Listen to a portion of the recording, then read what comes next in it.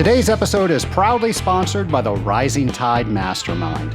The Rising Tide Mastermind is one of my favorite things that I look forward to each and every week because I get to see people that have my best interest in mind.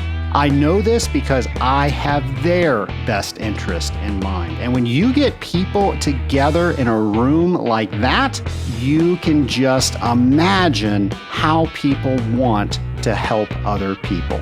If this sounds like something you want to learn more about, go to scalinguph2o.com/mastermind. Welcome to Scaling Up H2O, the podcast where we scale up on knowledge so we don't scale up our systems.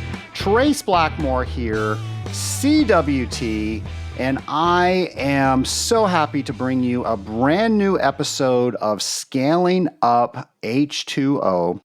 And folks, I want to thank everybody out there that if you have ever come up to me and said you've enjoyed this podcast, I want to let you know how much that means to me because there is so much that happens on the back end with this podcast. If we did not know who we were doing this for and what it meant to so many people out there, it might not be as fun.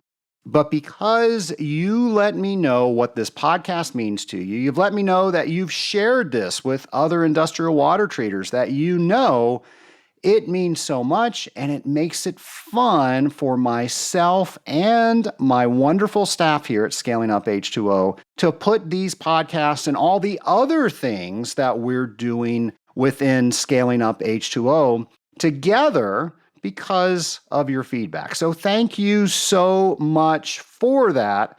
By the way, something else you can do, and this helps us with people being able to find us, is go ahead and give us a review in your favorite podcast player.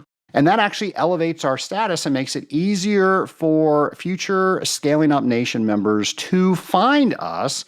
So if you want to do something to help us out, that would be great. And I am going to thank you in advance for that. Of course, it wouldn't be an episode if I'm not asking for ideas and guests. So if there is an idea you have for a show, if there's a question that you have for us, if there is a guest that you have for us, you want us to interview on this very podcast, well, we have made it so easy for you. You can go to scalinguph2o.com, go over to our show ideas page, and you can tell us all about that. Also, you will get a pop-up that will allow you to record your voice. A lot of times we use your voice on this podcast to answer the question that you have.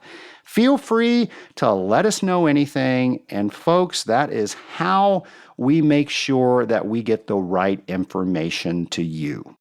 Nation, one of the things we like to do is keep you informed of all the things that are going on in our industry. And I'm trying to get people to use our events page more because I know sometimes we talk about things pretty quickly on this podcast, and then you got to figure out what show it was on, and you want to go to a particular location, a particular event, and you can't remember where I spoke about it. Well, I've already talked about the great staff that we have on Scaling Up H2O. Well, they have put together an events page that makes it oh so easy for you to find anything that we're talking about and even some things that we don't talk about. So you can learn about them, you can read about them, you can go straight to their website from our website and even put a calendar invite right in your calendar. So let's talk about a few today. Well, first off, we have the Water and Wastewater Equipment, Treatment, and Transport Show. That's taking place February 20th through 23rd in Indianapolis, Indiana.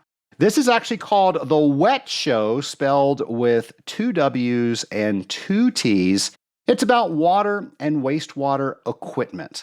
So if you have anything to do with water and wastewater equipment, this might be an event that you want to check out. Now, one of the things that I cannot be happier to talk about, not that I'm not happy to talk about the other stuff, but I am involved in this training. It's one of my favorite things to do, and I would love it if you came to it. What am I talking about? I'm talking about the technical training seminars. The AWT, the Association of Water Technologies, has technical training seminars where you can get foundational water treatment knowledge. You can get a intermediate water treatment knowledge. You can get wastewater knowledge. You can get Legionella ASSE 12080 knowledge. You can get RO and ultrafiltration knowledge, and you can even get sales knowledge. Oh my gosh, there's so much going on within these trainings. And you've got two opportunities for that. So in San Diego, California, February 21st through 24th, and then again in Pittsburgh, Pennsylvania, March 29th through April 1st. We'll have all of that information, all of the different classes, when they're offering what, where they're offering what, all of that will be available at scalinguph2o.com on our events page. Also, the Association of Metropolitan Water Agencies is having their virtual symposium to discuss inorganic contaminants in the water. That's taking place March 14th through 16th in Boston, Massachusetts, and there's also a heavy virtual component to that. So check that out on our events page. And then finally, WQA's Water Quality Association's Convention and Expo is April 18th through 20th in Las Vegas, Nevada. Always a very fun show to attend. It is a large show to attend. And if you are involved in a host of different water treatment industries, this is probably the show that you want to check out. And we'll have information for that on our show notes page. And something for you, I said show notes page, I meant our show events page. I know you, the Scaling Up Nation, knew exactly what I was trying to say. Something I want you to put on your calendars. March 22nd is World Water Day. Now, we have Industrial Water Week, which it's celebrating our jobs, the things that we do, but this is celebrating what we do. This is celebrating water. So we'll, of course, do something special on the Scaling Up H2O podcast to help you get in the World Water Day mood, but go ahead and put that on your calendar. And the people you work with, go ahead and figure out what you're going to do. There's so much that we do that is wash, rinse, repeat. And this job, if you're not careful, can get very mundane. And my dad always told me, if that happened to me, I'm doing it wrong, because this job should never be boring. There's always something new to learn. There's always another way to do something that you've been doing time and time again. And now there's always something to celebrate with all these different holidays to take us out of the day-to-day so we can celebrate each and every day what we do. And this is an opportunity for that, again, March 22nd. Something that I love to celebrate are all the installments that our friend James McDonald gives us each and every week. So here is a brand new periodic water table with James. Hello and welcome to the Periodic Water Table with James, where we think and learn about water chemistry drop by drop. Please use your week to search online, ask your colleagues, or even pick up a book to learn more about each week's periodic water table topic. If you do, at the end of the year, you'll be 52 water chemistry smarter. So let's raise the water table of knowledge together and get started. Today's topic is glutaraldehyde. What is this nefarious sounding chemistry? What is glutaraldehyde used for? Does it have an optimal pH range? And is it a narrow or broad range? What are typical dosages for glutaraldehyde? How quickly does it do its job? What is it effective against? Will anything cause glutaraldehyde to degrade? If deactivated, what impact could this have on a closed-loop system? Can glutaraldehyde be tested for in the field or in the lab? Is it fed continuously or intermittently? Remember, knowledge is power, and taking the time to learn more about water chemistry each week will help make you a force to be reckoned with. Be sure to post what you learned to social media and tag it with hashtag WaterTable23 and hashtag ScalingUpH2O. I look forward to learning more from you. James, as always, thank you for that. Scaling Up Nation, here is the reason that you tune in. Here is our interview. My lab partner today is returning guest Adam Shapiro of SalesReformSchool. I love that name. Adam, welcome back to the Scaling Up H2O podcast. It's been a minute, hasn't it? It has been a while. I think you and I spoke over the pandemic, if I recall. Yeah, it's pretty early in the pandemic. I believe it was April, May of 2020. I think that sounds right. And the question back then, which is still probably the question today, is how do you sell in the new normal? And you were helping us out with that. And then also bringing like an EOS style to the sales process.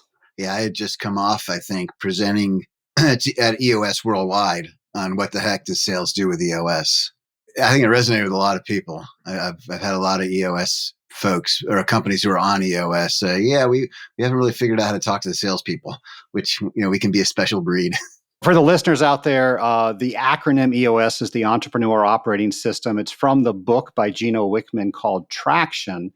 And Adam works his company off of EOS, and he helps a lot of other EOS companies as well. And then you actually did a seminar for how to bring it into sales. Tell us about that. Sure.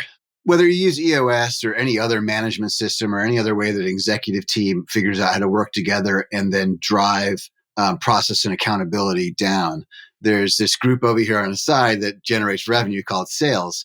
And they need to have their own goals, understand differentiators, understand stories, understand the market and things like that. But what happens too often is the lessons that you're trying to drive as a company, such as what are our differentiators, what's our company culture, what we're trying to accomplish, don't get filtered through to the conversations that sellers are having every day with their prospects. So one of the things that I do is I bring in a building blocks, if you will, workshop where we can come up with, okay, how do we make that differentiator into a story to tell? How do we define our ideal client profile in our market so that when people ask us, well, who do you guys help? We can do that in a clear and convincing and confident manner. And that's just a small amount of those things. And then, of course, proven process. Every company has a way that they go about bringing about positive results for their customers. Your sellers need to be able to describe that succinctly and confidently within, say, 2 minutes or less. So let's talk about that for a second, because if we had an accounts receivable in our company, we would have a process for that. Accounts payable, we have a process for that. There's a process for just about everything, but it seems like when we look at the sales department, it's the Wild West. Why is that?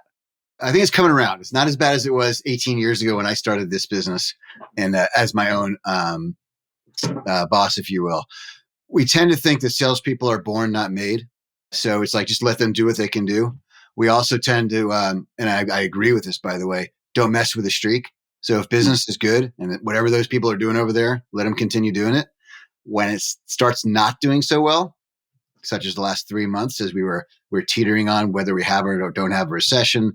4 months ago, 5 months ago, this whole supply chain issue, being able to get product, all that, you start figuring out, okay, do we even have a process that we can analyze to see what's going on with their errors or omissions that we can troubleshoot? How can you fix something if you don't know what you're doing to begin with?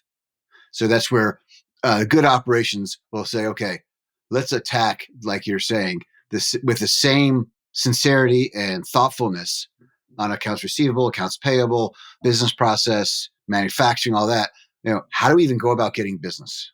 So let's document that and then figure out if we're actually doing that within our opportunities and with our prospects from first initiation through closing. So in manufacturing, we have lean processes where how do we make the fewest amount of moves, the fewest amount of effort to make the end product? Does that translate over in sales? It would worry me if someone used that terminology, fewest amount of steps to get the result. Because what I find is after my engagements with companies, it's very much a J curve. So you realize that you were cutting out process steps, and while that was getting to proposals, you weren't actually closing more business. So by slowing down and actually doing more work, you will actually increase your probability of success. So skipping steps is never a good move. Just like cooking or making or using a recipe for a manufacturing process, you don't want to skip important steps. Now in sales, you may get lucky, and you may have a buyer who's just motivated to buy, and they don't need all the things that you have in your toolbox to be successful. But what I found is when companies are losing to no decision or losing to a name competitor, when you start spreading out the accordion of your sales process, you'll see where the gaps are. So what do? You go into a company and you just have a magic wand and everything gets better, right? I only wish. I hope you're not coming from a place that's saying, sales is easy. Let's just throw bodies at it. We'll make things happen. There are companies that do that. And if it was easy, everybody would do it. Oftentimes reminded when people say, wow, sales is hard. Yeah, that's why the payoff can be so good. What do? There's really a couple things. First of all, let's figure out what the problem is. Well, I shouldn't even say problem. What's the objective? Let's start out with our primary aim. Are we at a spot where we're doing really well and we need to expand? But by expansion, there's no way we can be everywhere on every sales call. How do we enable these new sellers within our company to do well, to perform, to succeed? Other times it's like, we're not doing well. We've got salespeople. We have no idea what's going on. Can you fix us? I'm like, well, I don't know. But let's see what's going on. Let's document your process that you want to repeat over and over again. Let's build your first playbook, enable your salespeople to succeed. So I've described two different objectives, but by and large, it's really a diagnosis first. There are no magic bullets in sales. All you can do is ratchet up the probability of success.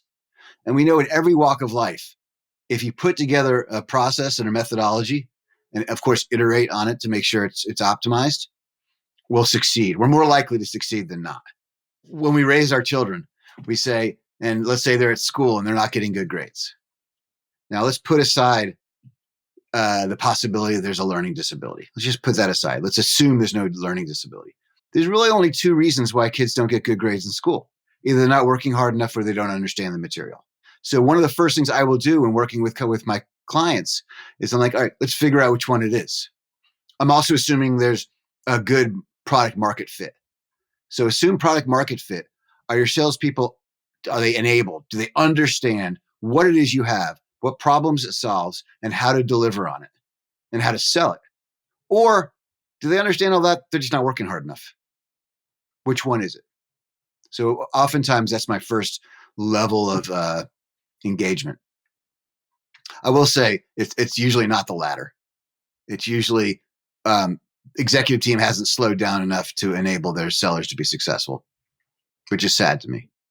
You recently celebrated your 18th birthday. Of course, not your 18th birthday, but the 18th birthday of your company. I bet you've seen quite a bit. What is one of your greatest success stories within that 18th year? I'm going to change the names. To protect the innocent, sure. Yeah. A young seller at one of my clients, let's call him Bill. Bill was born with a birth deformity on his hand. He's got I think it's called a cleft palate, where, his mouth and face isn't really developed well. Great speaker, earnest, wanted to work hard, had no idea how to do sales. His company was growing, and he said, I'd like to try it. I said, okay. And very progressive company, and they don't have any preconceived notions of what a seller should be. An early SaaS company in their industry. And they said, most of these sales are going to be over the phone anyway. This is pre-Zoom. Let's give Bill a try. Bill had no idea what he was doing. I'm happy to say that now, probably 10 years later, Bill can walk into any technology company and make $250 to $450 right now. Wow. I'm confident he could do that. His growth personally and professionally, and I check in with him every now and then, has just been off the charts. This is someone who went from, I want to do it, I don't know how to do it, I hope it's only on the phone, to being confident to go to trade shows and talk to people he'd never met about his company's offerings. What are some things that he did to get from there to here? Well, interestingly, the biggest thing is he recognized that he needed to be coachable. So he was like, I want to do this. I don't know how to do this. So he took to coaching. Second, he's fearless. So he's like, yeah, in order for me to be successful like these other people that I know are successful in sales, I've got to be willing to put myself out there, to call up strangers. As I think at the time, 28-year-old, be able to talk to 45, 55-year-old executives, financial executives even. So he's fearless. We had a great product market fit with this client of mine. So he was confident in the product's ability to deliver on the capabilities they had. So rejection wasn't a problem for him. So being able to take rejection. And deep down, he was smart enough to understand how to map capabilities to goals, objectives, challenges, and issues. Once he did that, he was like, I'm going to follow this process. And then it became the fearless part of asking the hard questions, not accepting vague answers, things like that. Just started becoming natural to him. But it took a lot of practice. So that leads to a question on a comment you made earlier. Are salespeople born or are they made? I wrote a blog post. It's on my website under my lessons tab about can she sell? This was during a time, and actually we might be there now, maybe more so, maybe 6 months ago, where you're trying to find salespeople. And it's like, all right, why should so-and-so successful salesperson leave their company to come work for me? Well, that's really hard to do. I've got someone here on my team who says they want to do sales. Can she sell? And I'm going to go back to some of the themes I was just talking about a couple minutes ago. Are they fearless? Are they competitive?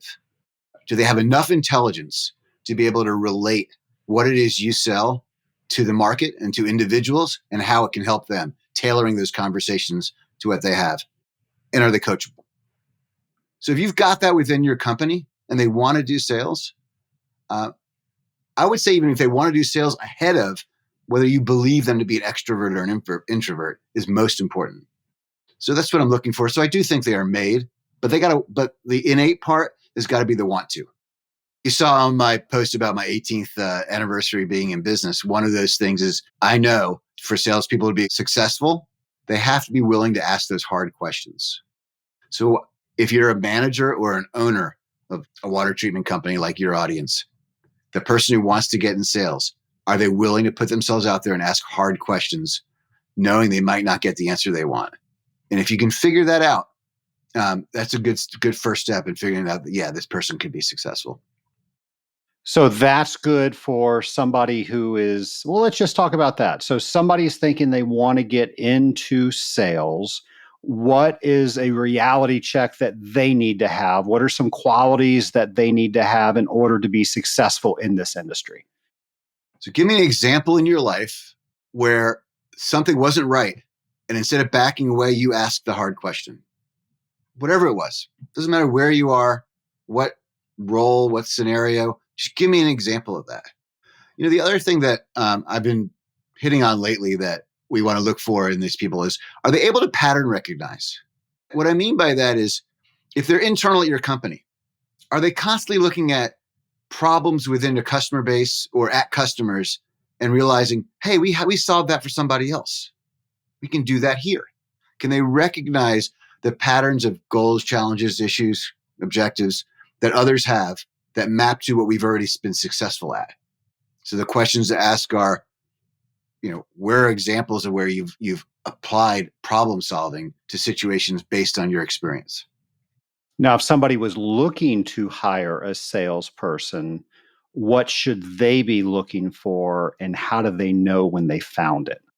Well, if it's someone who's never sold before and they're applying for a job, you want to understand, do they have that grit? Some would say that EQ, that grit of saying, I don't care if I get 9 doors slammed on me, I'm still gonna knock on the 10th. I want examples of hard work. I have another success story, by the way. I'm actually going to use his name. Isaac. Isaac was 25, 26 years old. He was referred to me by a colleague and said, this guy wants to get into technology sales. He's only been doing real estate, but I think he's smart and he's a hard worker. Would you talk to him? Sure, I'll talk to him. And I had a client actually that was looking to hire. And we had put together already our onboarding process for a new hire. So I wasn't worried about that. The important thing about new hires, new to sales, is ask them about any of their jobs in the past. Can they describe clearly, okay, so who is your market? Who's your ideal client profile? They describe their offering to them? What is it you would do for them? And then can they describe how they do it? What would that look like as far as you servicing them or serving them? And if they can clearly describe all those, all right, they're smart enough for their job. All right, can you give me an indication of hard work? And what that means is, what would it take to build your book of business if you're doing real estate sales, for example? Make me confident that if you get 50 leads, you'll follow up on them. If you don't get 50 leads, you'll go out and work the market yourself. So let's figure that out. Do they have that grit to go after their business? And then once they get in front of people, will they have the confidence to be able to describe what they know already about their business? Adam, I want to talk about the salesperson sales manager relationship. And so many times a sales manager is a previous salesperson. Is that always how that works? Should how that works? Ooh, that's a really good question. You're absolutely right. The usual career move is to go from excellent sales rep, take them out of the field, make them a sales manager. Is that the best move? No. It works sometimes. It also doesn't work a lot. By the way, one of my offerings is an advisory offering where, hey, I just made this guy into a manager. He's never managed before. Can you help him? I'm like, absolutely. Especially if now this person, he or she, has a new team. So when we go about working with a new manager, I'm saying to her, all right, on your team, set aside your top performers. Anyone who has uneven performance or negative performance, is this a know-how issue or is it an effort issue? Let's figure that out first. Well, how do I do that? Especially nowadays where we're not in the same office together. We're all on these Zoom calls, right? I don't know if you've played sports in your life, Trace, but I always found that the coaches who started out strict and disciplined could then loosen up later. But the ones who started out loose never could tighten up later. It's all about discipline. You come into a new role as a sales manager and like, look, I got to know what's going on here. BCC me on every correspondence. Flood me with emails. It's amazing what you'll learn from that. Some people will send you like 10, 20, 30 emails a day that you're BCC'd on with their prospects. And you'll be able then to troubleshoot. Okay, here's what's going on in these emails. I can see you had a good call here, not good call here. You should have asked them this, that. We need to find out more information here. Others are like, hey, I'm getting like 2 or 3 emails a day or 10 a week. And I'm like, that's a problem. So we can judge whether it's a sales enablement issue or an effort issue. The second thing I want to teach a new manager or a new VP, especially if they've been a salesperson to begin with, is how do you debrief a call? So this happens a lot. Nowadays, it would be on Zoom, right? You get a note, hey, I just had a fantastic call with a new prospect.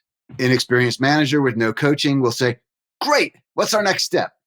I'm going to get him a proposal. Fantastic. Proposal goes out, nothing happens. Instead, I'd like them to have a checklist. You had a great call. Fantastic. I'm very excited for you. I can see you're very excited. Let's see what happened on that call. And then that checklist would include things like, who's the prospect? What do they do? What are they trying to accomplish? How did they come to us? What capabilities do we position? What's the value of those capabilities to them? The second thing a sales manager, especially a new one, needs to master quickly is this scenario. Sales rep has a great call. Nowadays, it's probably through Zoom or through text. Hey, I had a great call. Okay, let's talk about it. Manager and sales rep get together. Normally, or I should say, usually I expect this is what happens. Had a great call. They love us. They think we're great. They've heard about us. They want a proposal. I'm going to send them a proposal. Great, send that proposal. Let me know what they say. And I'm like, no. Instead, what I'd like you to say is, fantastic. I'm so excited. You're excited about this opportunity. Tell me about it. Who is this prospect? What do they do for a living? Where are they located? How did they find us? What capabilities did you position about ours that made them go, oh yeah, I like that? What's the value of these capabilities to them? And are they qualified to be able to pay us? Who do we want to involve on our end to make sure they understand what it is to be one of our clients? And who else from their team do we want to include in this buy-sell process to make sure it happens. By the way, nowadays, nearly all sales that go on where there's a sales rep involved in a B2B world are what I would call complex sales, multiple decision makers who are involved in the sale, multiple conversations. So we know it's not going to be a one call close. So who else on their end do we expect we need to talk to? And are we getting conversations with them? That was the second thing. The third thing is, do your reps know your company's sales process to where when you talk about these opportunities, they can tell you, here's where I am in our process. And and if they want to skip steps, why that's a good thing, why it's necessary, or why it's appropriate. If they want to skip steps, and as a sales manager, like, this doesn't usually work when we do that. Are you sure we don't need this, that, or the other? Oftentimes that's a cost benefit analysis of business case, things like that, or involving other people.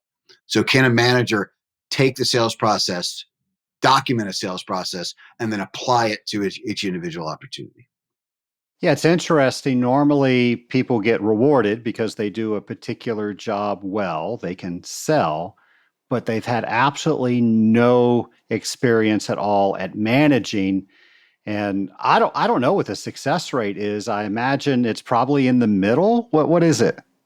It's terrible. I think the last statistic I saw was something like new heads of sales, whether you call them a sales manager or sales VP, only last 18 months.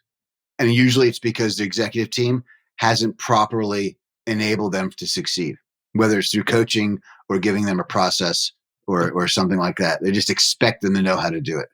And that's just wrong. It's really sad, I think.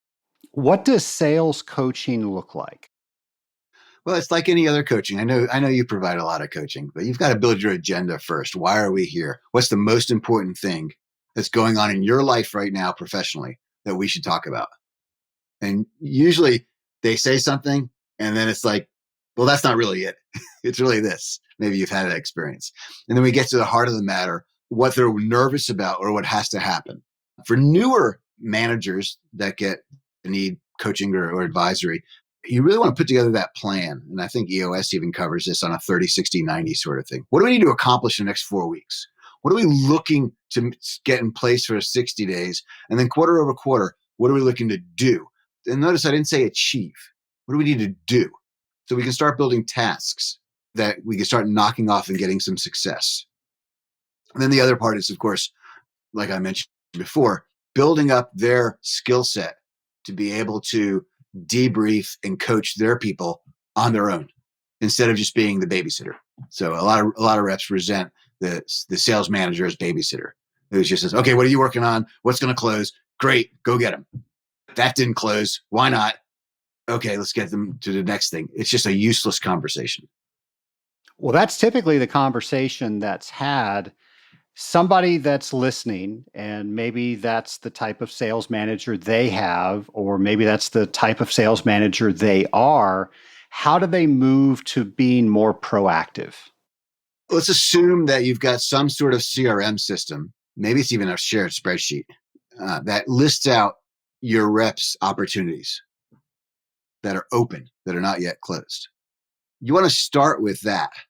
The sales manager has to either be confident that the sales rep's doing all the right things, or has to be able to keep all these in their head or understand what's going on with each of them. When you look at each individual opportunity within a sales rep's pipeline, are the next steps appropriate? So when they say, hey, I'll give an example. This happens a lot. Had a great conversation. We mentioned this earlier. Had a great conversation. They want a proposal. Well, you really sure they're ready for a proposal? Or have you asked them, fantastic, I'm excited you want a proposal. Is that the last step in your evaluation process? Well, what do you mean? No, we'll have to have this, that, or the other. Okay. So now a sales manager can say to a sales rep, they're asking for a proposal. Are you sure they're ready for it?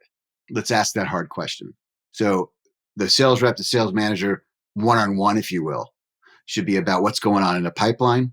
And then within each opportunity, if they know it, what's going well, what's not going well, what roadblocks can I clear out for you? So it has to be managed. The sales manager must see what activity is taking place. And it doesn't seem like you have to use a CRM. Obviously, that will automate some things. But if somebody's just using an Excel spreadsheet, what's the bare minimum that the sales manager needs to know? Like we're going to talk in a business to business realm. Let's assume your opportunities are opportunities with private enterprise or government where there's not a defined RFP process. Okay, so let's assume that sort of scenario. Most sales processes are 70 or 80% exactly the same. There's a first initiation, there's a first meaningful interaction, then you have other meaningful interactions with other people involved in the decision at the prospect. Then there's some sort of evaluation process, which could include a demonstration, references, business case, implementation description, proposal, contract, things like that, verbal, and close. So as a sales manager, you want to have everyone understanding that what I just described, if that's it, is our sales process. So if someone wants to jump from, I had one call and they want a proposal, whoa. How do we know there's not other people we need to meet within the account that have a perspective and an input on making this decision? And are you sure proposal and then signing are the only steps in their buying process that we need to understand and appreciate? If the sales rep hems and haws at all, they're going to go back and have that evaluation conversation. So at a minimum, like you said, with a spreadsheet, you could have just A, B, C, D across the top, inbound or outbound, meaningful interaction, key players, evaluation process, steps that we know they're going to take in that evaluation process could be the next 2 or 3, proposal, verbal, closed. At a minimum, we should start with that at a basic level of sophistication. And if you're not doing that, how do you report to your executive team what's going to close and why you think it's going to close? If I'm on an executive team as a CEO, oftentimes it's a CFO, they'll say, well, I hear you got 4 or 5 deals in your pipeline. You think you're going to close this quarter. Why? Why do you think, and this happens every day in executive team meetings. Hey, sales VP, tell me why you think these are going to close, because I've got a budget off this. And if they come back with, well, Jody said they really want a proposal and they're excited, I'm not so sure. That's enough. So everyone on the executive team should know the sales process as well. Well, was there a joint work plan that shows their evaluation process? No, we skipped that step. I'm not going to put a high percentage that this is going to close this quarter. Yes, we worked through the entire evaluation process. There at the end, we put together a joint work plan, and now we're at the stage where they're ready for a proposal with all the terms and conditions. We're going to get this closed. Now I'm more confident it's going to close. I find a lot of departments don't have a common language. And here's my example of this. Somebody might think they have an 80% chance of closing, where somebody else might put that as a 60%. So how do we make sure that the numbers of prediction actually mean something? Let's assume we have a company where we have some success. We've been in business for 5, 10, 20 years, whatever it is. We have an intuitive understanding that when we get to a certain stage with a prospect, how likely it is to close. Now, a new company, a startup, if you will, I don't even like to do that. I just want to close deals, right? I want to under forecast and over deliver.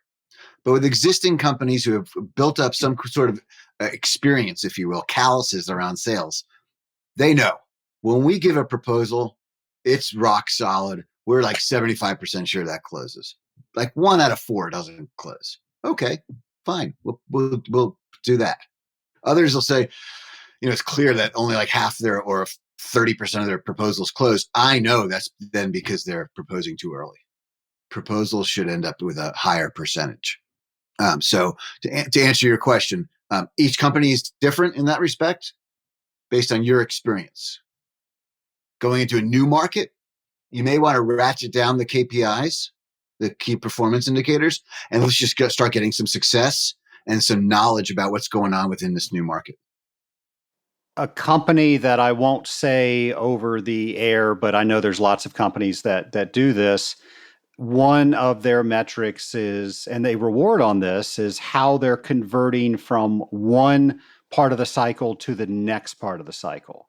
So in listening to what you're saying now, we might be falsely promoting to the next side of the cycle. And they're congratulating on that, but we're just getting no sales at the end of that pipeline. So how should that be looked at? So we want people to advance through the cycle, but we want to make sure it's done effectively. How do we do that? Again, one of the things that I'm a stickler on, I insist on it with my clients, is if you're not documenting your sales calls in the form of an email back to your prospects, to where that's the start of your next conversation is, what did you think of my email recap? You're doing it wrong. So every meaningful conversation deserves a recap of that conversation. And it's a way for a salesperson to take control of the sales cycle. Now, when I hear that we're doing well moving things through the pipeline, stage to stage 1 to stage 2, stage 3, but then we're not closing deals, there's a quality issue within those stages that we need to address. Where is it going wrong? You may have defined a process step and you're just doing it, but it really doesn't deserve it. What's the exit criteria for one stage to get to the next? So with most of my clients, I'll create a slide, if you will, that shows the sales methodology. And there's what you're going to do in that process, the process step, what's the key areas of understanding, and what are the exit criteria. You don't let a sales rep move something from stage 1 to stage 2 unless they've met that exit criteria. It's usually a one or two things. That's all it is. So we're not making it too difficult. Now, if they insist on it, they've got to justify it. Why are you skipping this key area of understanding? Now, Trace, in the water treatment industry, are there times where there's a sales rep who then has to bring in an expert to explain things later in the sales cycle, but before it's closed? Absolutely. Yeah, I had a feeling. So the same thing with a lot of software sales, same thing with a lot of technology companies, even consulting companies will have that. You call it a solution engineer, a solution consultant, things like that. What I found is sometimes these two groups are at loggerheads. So the sales rep is constantly bringing in the expert, and the expert's like, what a waste of my time. It's way too early.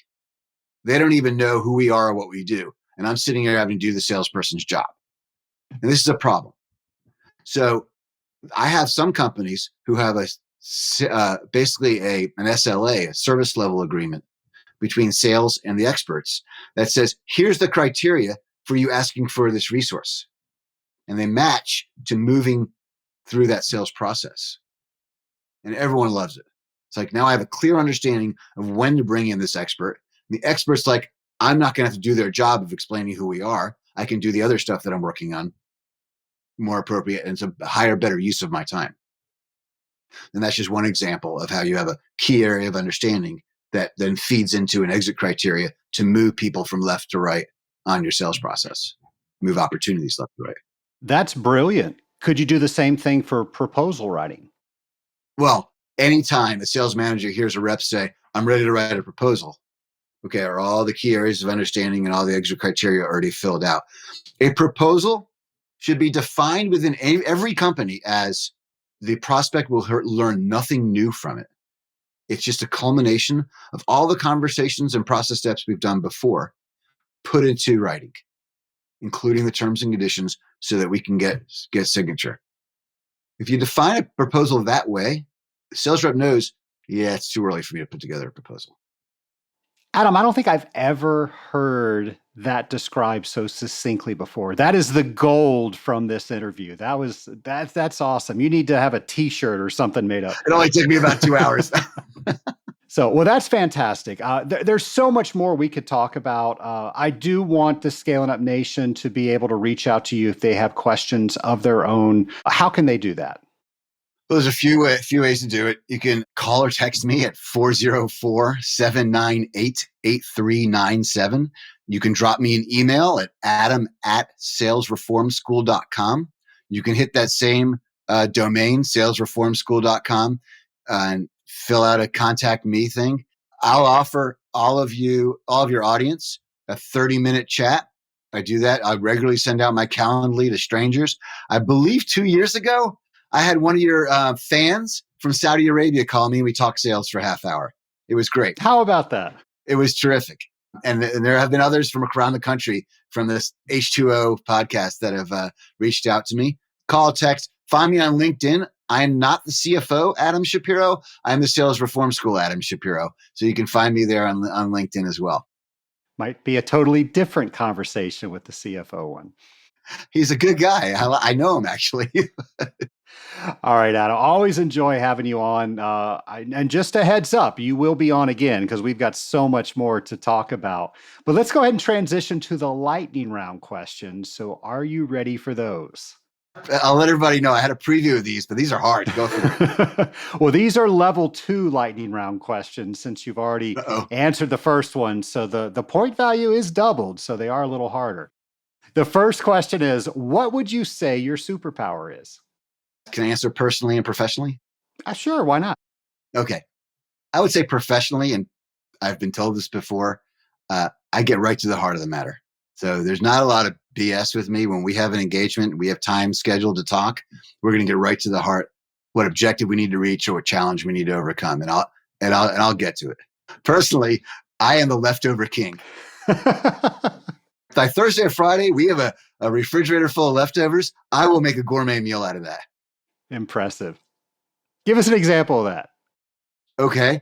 We've got some veggies over here. We got some sort of protein over here. I know I have stir fry spices and herbs and sauces. I can make it into a stir fry. We'll expect some recipes for the show notes page. Well, if you go to my lessons tab on my website, SalesReformSchool.com, I usually have every lesson will end with food for thought and then extracurricular. Every now and then I'll put a recipe in there. There you go. There you go. Little hack for the website there. What would you say your biggest accomplishment is? This is a tough question because you're making me brag. On purpose. It's okay. Trace, I have an incredible 31-year marriage. And I have 3 fantastic children, 2 of whom I'll say are fully fledged and out there in the real world. One is a 3rd year at Georgia Tech. My family life is my greatest accomplishment. Great answer.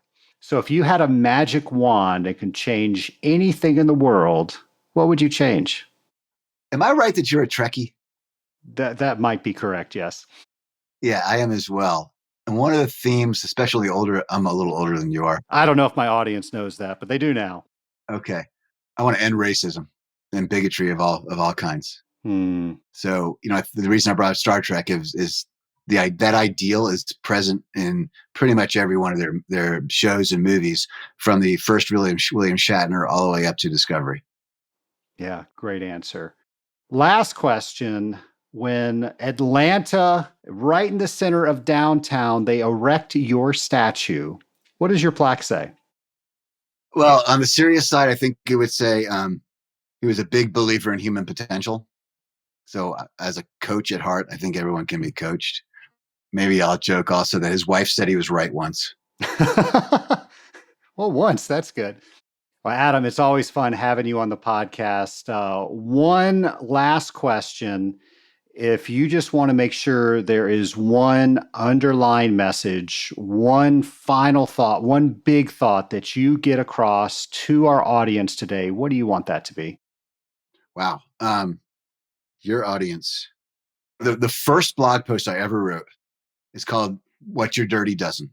What I meant by that, first of all, the movie's incredible. That's what it refers to. Everyone who thinks they're in sales, or everyone who runs a company, needs to know what are the dirty dozen 12 problems or challenges that your market has that you can help solve or take care of. Once you have those written down, everyone you know should know those. So eventually, Trace is talking to somebody and you know my dirty dozen, or at least a few of them, and you go, you should call Adam. So that's the one thing I wish everybody knew is get your list of your dirty dozen put together and then tell everybody. So when they're out there in the world, they think of you. It's great advice. Adam, thanks once again for coming on the Scaling Up H2O podcast. Anytime. It's always fun visiting with you. Scaling Up Nation, you hear me say all the time, how do you know what you don't know? Well, another way to look at that is how do you meet who you haven't met yet? Because who has information that you need, and maybe you don't know that you need it. And one of the things that I've always tried to do, and I've tried to do it because somebody told me I needed to do it, I didn't know I needed to do it, is to put myself into an environment where I am learning. Another way of putting that, and you probably have heard, you never want to be the smartest person in the room. Well, that's not hard for me, but I always want to make sure I'm in a room where people are speaking about things that I may not know that I didn't know. And that's where I met Adam. Adam and I were a member of a group called Vistage, and that's where I met my mentor, Tim Fulton. I believe I spoke about him last week. And Tim's been on this podcast a couple of times, and I alluded last week that Tim and I are working on a project together that I cannot wait to tell all of you about, but it's not quite ready yet, so you're going to have to wait. Adam and I met in a group called Vistage, and Vistage is a mastermind. It's where people get together and they discuss what's going on in their lives. And then we take a particular issue and we process that.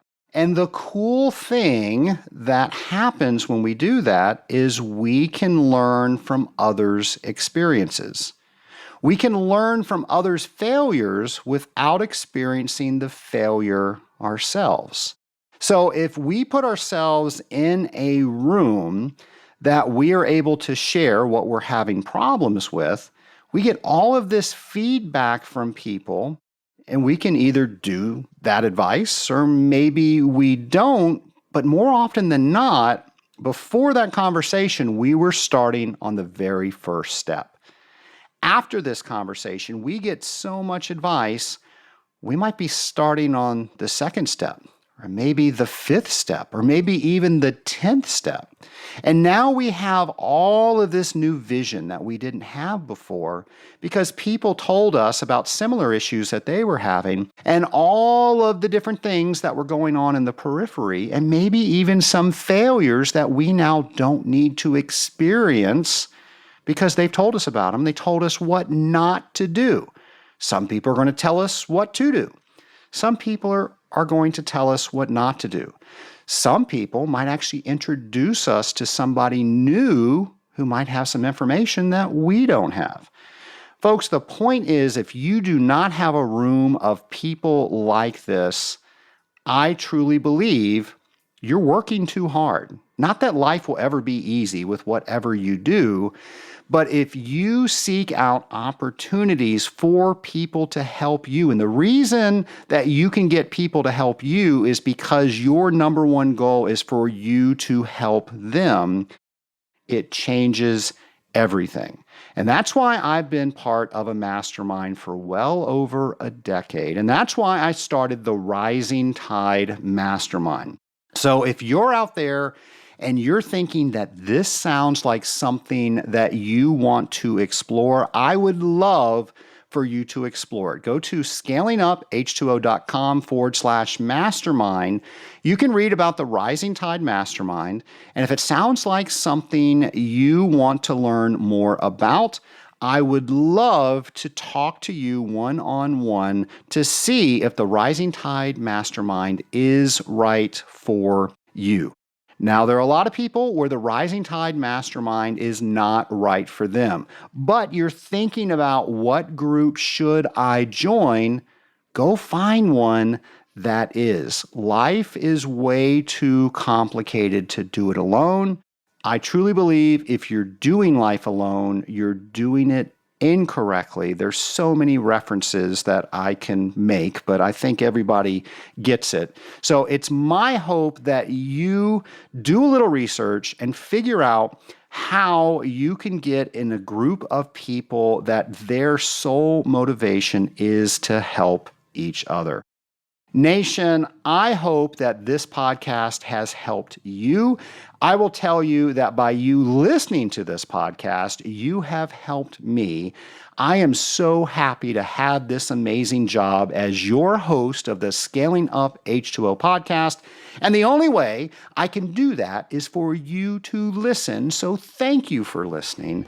And I can't wait to come at you next week with a brand new episode. Until then, have a great week, folks.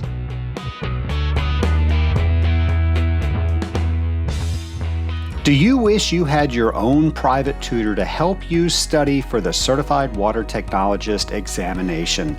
Well, now you do. So many of you have asked me to help you with the mock CWT examination, and I've done that very thing. If you go to scalinguph2o.com/CWT prep, again, that's scalinguph2o.com/CWT prep, you will see that I've created a course and I tell you everything I know about each one of those mock questions. It's my hope that that helps give you the confidence you need to sign up to get certified today.